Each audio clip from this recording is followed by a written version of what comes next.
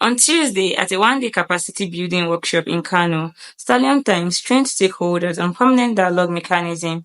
This initiative aims to facilitate constructive engagement between various stakeholders and the state government to address key development issues. The editor-in-chief of Stallion Times, Isiako Ahmed, explained the objective of establishing the permanent dialogue mechanism to build capacity of stakeholders on structure and strategies for effective engagement with state and non-state actors, including private sector. To establish a permanent dialogue mechanism for participatory governance and to leverage on innovative technology to drive PDM across the open government partnership thematic areas. This is because the permanent dialogue mechanism is a global best practice for citizens' engagement and participation in governance. The permanent dialogue mechanism is a platform for civil society organizations, media practitioners, religious and traditional leaders, and students to engage with the government at a town hall meeting on critical issues affecting the state's development. In their separate goodwill messages, the civil society co-chairman of the Kano OGP, Abdulrazak Sani Alkali, and Mustafa Isiaku from Mambaya House said the PDM will create opportunities for people to contribute towards good governance in the state.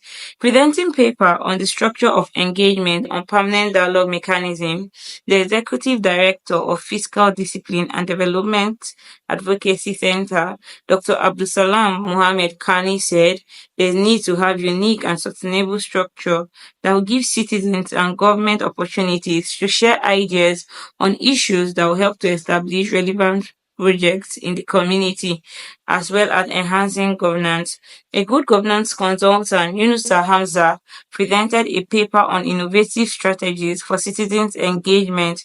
Mubarak Daha Issa emphasized on the need for stakeholders to keep PDM into the Kano tracker technology. Permanent dialogue mechanism is needed in Kano State because it's part of the strategy that will ensure citizens are working with government in terms of policy formulation, program design and implementation, and at the same time consultation on any matters that can arise as a result of government operations and governance. The government are not properly engaged. There are a lot of engagements that are going on between government and various critical stakeholders.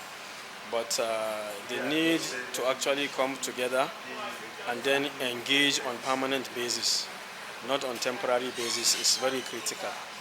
On permanent basis, in the sense that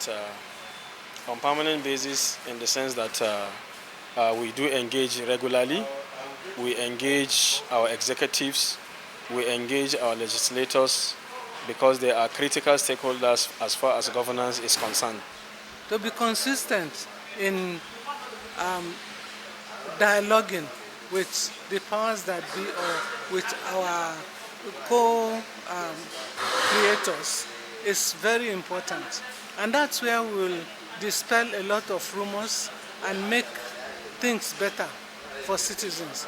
And not only that, we should be in a better position to remove conflicts, to remove all misunderstandings, and work on the same page. Following the lecture, and then thinking of what to do after going back to my organization. Because first of all, we have to gather our 44 local government emirs and step down this PDM issue to them. And then so we can engage them to bring in, to collaborate with them and do something from the own local government, and we from the state, we can collaborate and do something in their local government, show them how to bring out things, how to engage their local government authority. On this particular activity is a given opportunity to expand the scope in Kano State in terms of citizen engagement and localizing it to the local assembly, so that the idea to come from the local context to have a global sensation, but to be actively locally, so that locally the implementation will work well and the citizen can have a lot of stake in terms of prioritization of government, in terms of policies of government, in terms of the key activities that government doing. Well, I'll first of all emphasize on the issue of a constituency project, because when you talk about constituency projects, it's all encompassed. It involves education, it involves health, and it even involves the maternal mortality, which, to the dismay of people, Kano State has the highest rate of maternal mortality. And if the permanent dialogue mechanisms are in place, I think it will reduce, because women that are suffering are now included in governance processes and are given chance to say out what affects them.